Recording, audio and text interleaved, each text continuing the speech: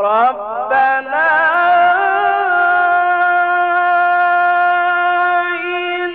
إننا سمعنا مناديا ينادي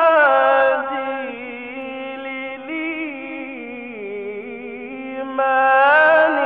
أن آمنوا بربكم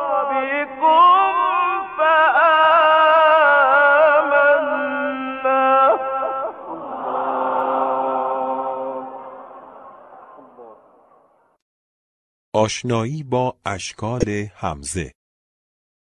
اختلاف کوچک دیگری که در نوشتار حرف همزه در زبان عربی هست اینه که اولا حرف همزه به خاطر شکل خاصی که داره و بعضی به اون میگن یک شیش کوچولو، این برای یاد دادن به قرآن آموزان نوجوان و کودک هست، میگن شکل شیش کوچولو. این شکل شیش کوچولو تقریباً برای اتصال به قبل و بعد خودش خیلی خوب نمیتونه متصل بشه. برای همین از یک حرف دیگه استفاده میکنن.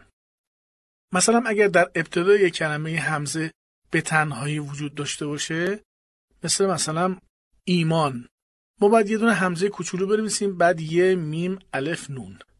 این همزه کوچک توی این خط نه خیلی قشنگه، نه همین که میتونه به راحتی وصل بشه به این کلمه. برای همین از حرف الف استفاده میکنن. گاهی این اتصال در میان یک کلمه است، میان از یک حرف دیگه استفاده میکنن که تو زبان فارسی هم ما دائما داریم از این کلمات عربی استفاده میکنیم. مثل واژه مؤمن. در واژه مؤمن ما میم رو باید بنویسیم بعد یه همزه. خب این همزه رو چجوری وصل کنیم به میم؟ از حرف واو استفاده میشه. این همزه روی حرف واو نوشته شده، اتصالش برقرار میشه. یا همینطور مثلا اگر مثل بعضی جاهای دیگه‌ای که به دو طرف این همزه میخواد وصل بشه، مثل کلمه مطمئن. شما وقتی میخواین کلمه مطمئن رو بنویسین، این همزه بین میم و نون معلوم نیست به کجا باید وصل بشه. اما اگر از یک شکلی که شکل حرف ی هست در زبان عربی و فارسی به عنوان پایه استفاده بکنیم، میتونیم کلمه مطمئن رو بنویسیم میم ت میم بعد اون شکل ی و همزه رو بذاریم روی اون، بعدش هم نون. در نهایت خلاصه اون عراضی که من خدمت شما داشتم اینه که همزه نمیتونه معمولاً تنها توی کلمه حضور داشته باشه.